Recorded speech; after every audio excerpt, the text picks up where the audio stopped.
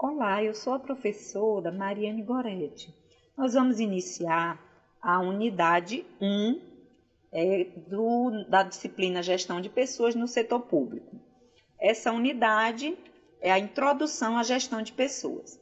Então, para iniciar, nós vamos falar do histórico da gestão de pessoas, começando com a administração científica, e vamos observar as características do setor público, onde o Estado era patrimonialista liberal clássico e a gestão de pessoas, os direitos civis e políticos previstos na Constituição por iniciativa do Estado.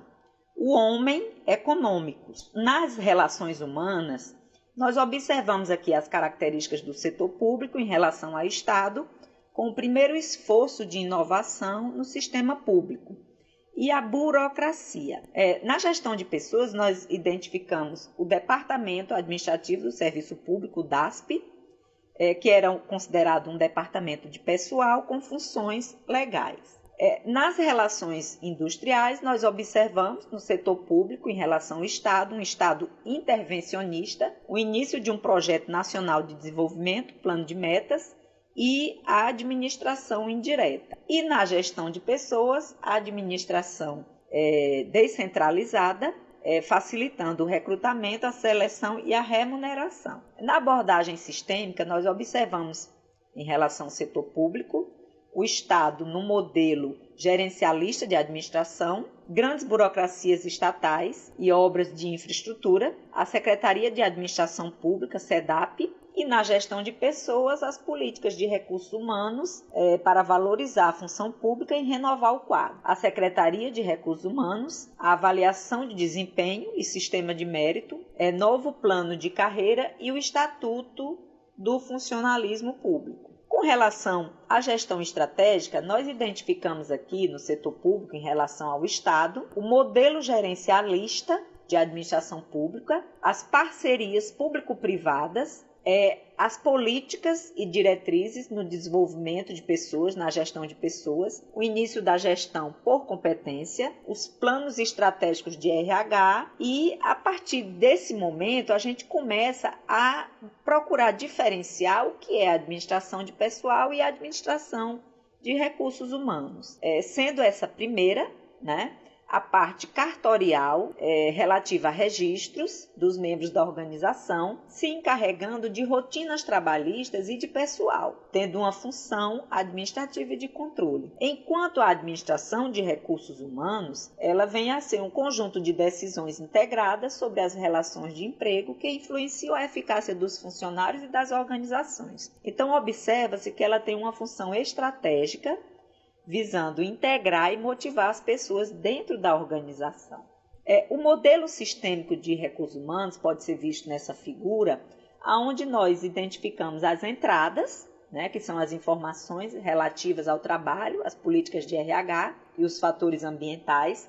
Observamos todo o processamento que diz respeito ao planejamento e o processo em si, englobando recrutamento, seleção, desenvolvimento, carreira, remuneração, avaliação de desempenho, as saídas que nós observamos, a eficácia organizacional, a satisfação pessoal e a retroalimentação, que seria o feedback, por meio de dados, informações, relatórios, avaliação de desempenho, auditoria de pessoal, orçamento, supervisão, dentre outros, que justamente realimenta esse sistema. Agora a gente vai observar que o planejamento estratégico de pessoas, ele é muito importante para a empresa. O planejamento estratégico em si, ele é importante para a empresa, porque é um processo de cunho intelectual, estruturador, esclarece toda a visão dos caminhos que a empresa deve seguir e os objetivos que ela quer atingir, por meio da missão, desempenho, resultados, oportunidades, os desafios, pontos fortes, pontos fracos e competência. Então, o planejamento estratégico de pessoas, o planejamento desses componentes, evidenciarão a integração das estratégias dos recursos humanos às competências solicitadas pelo negócio, justamente visando atingir esses resultados eficazes e mensuráveis. Então, o planejamento estratégico de pessoas deve estar alinhado ao planejamento geral da instituição. As etapas do planejamento estratégico, né? O que a política de RH deve contemplar? O recrutamento, uma estrutura de carreira, a estratégia de capacitação, a estrutura de incentivos, de avaliação, estratégia de realocação e redistribuição. E, principalmente, deixar claro o objetivo dessa política, né? Planejando a força de trabalho. Aqui nessa figura nós observamos as etapas e as suas relações entre si. Nós vemos aqui o plano estratégico global da empresa, que deve estar, como já foi dito, né? O objetivo de política de RH em alinhamento, né? Aí nós vemos aqui a força de trabalho, o perfil quantitativo, a alocação. Nós observamos aqui as políticas de RH para recrutamento, carreira, capacitação, incentivos, remuneração, avaliação e os sistemas de informação e comunicação. Então, todas essas etapas, elas precisam estar, né, integradas e, ao mesmo tempo, interrelacionadas. O planejamento também precisa se relacionar e estar integrado aos instrumentos de gestão tradicionais no setor público. Aqui nós vamos citar o plano plurianual, a lei de diretrizes orçamentárias e a lei orçamentária anual. Então, é fundamental que estejam alinhados. Quais são as dificuldades no planejamento? A abrangência territorial, a posição paternalista em relação aos servidores, claro, restrições orçamentárias, né? A legislação que precisa ser pertinente. Pode haver despreparo profissional de servidores, desvios de verba, né? Podem acontecer, altos custos operacionais devido ao tamanho justamente da máquina administrativa, duplicidade de programas ou projetos e o não cumprimento dos planos do governo. Então, há que se estar muito atento a esses complicadores. Nós temos um caso do GES Pública, que é justamente a prática, né, do Programa Nacional de Gestão Pública e Desburocratização, implantado em 2005. É um modelo de gestão que tem como propósito contribuir para a qualidade dos serviços e a geração de ganhos sociais. Esse é um exemplo prático que o autor apresenta no livro-texto. Então, os princípios da excelência em gestão pública, que são publicidade, legalidade, eficiência, impessoalidade, moralidade e a excelência dirigida ao cidadão. Pressupõe a atenção prioritária ao cidadão, né? O Estado é um prestador de serviços à população para promover o desenvolvimento das pessoas. A valorização das pessoas como característica de gestão traz o foco no servidor público. O componente desse modelo de excelência, ele é apresentado na figura e nós observamos que esse modelo é constituído por 4 blocos, né?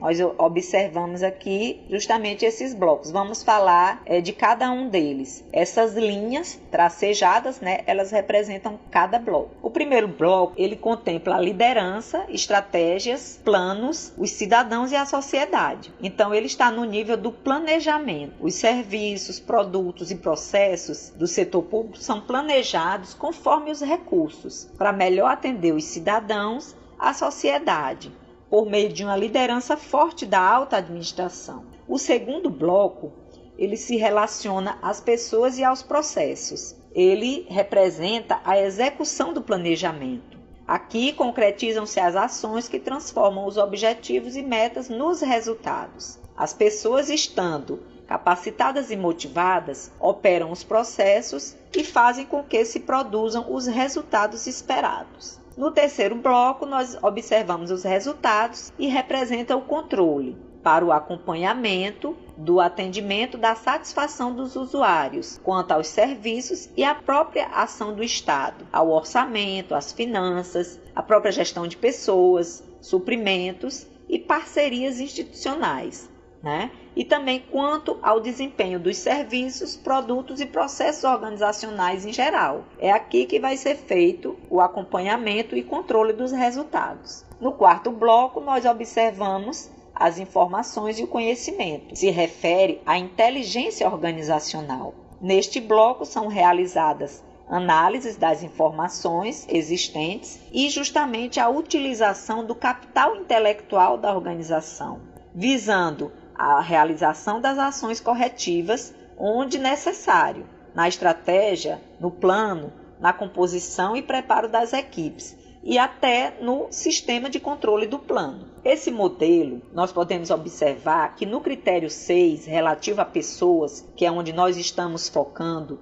ele contempla os seguintes requisitos. Como as tarefas são distribuídas, as pessoas são reconhecidas pelo trabalho que executam, a unidade cuida do desenvolvimento da equipe, gerencia o ambiente do trabalho, corrige e melhora suas práticas de gestão relativas aos servidores. Dessa forma, é possível mensurar o nível de excelência. Esses requisitos justamente são a forma como a unidade prepara e estimula os servidores para a consecução dos objetivos e da visão de futuro, ao desdobramento do plano de desenvolvimento dos servidores, a criação e preservação do ambiente que conduz à excelência no desempenho. Todo esse acompanhamento é visando justamente a excelência na gestão. E aqui a gente encerra a unidade 1. Peço que vocês leiam com bastante atenção o livro-texto para que vocês possam aprofundar os conceitos trabalhados até aqui. Até a próxima unidade.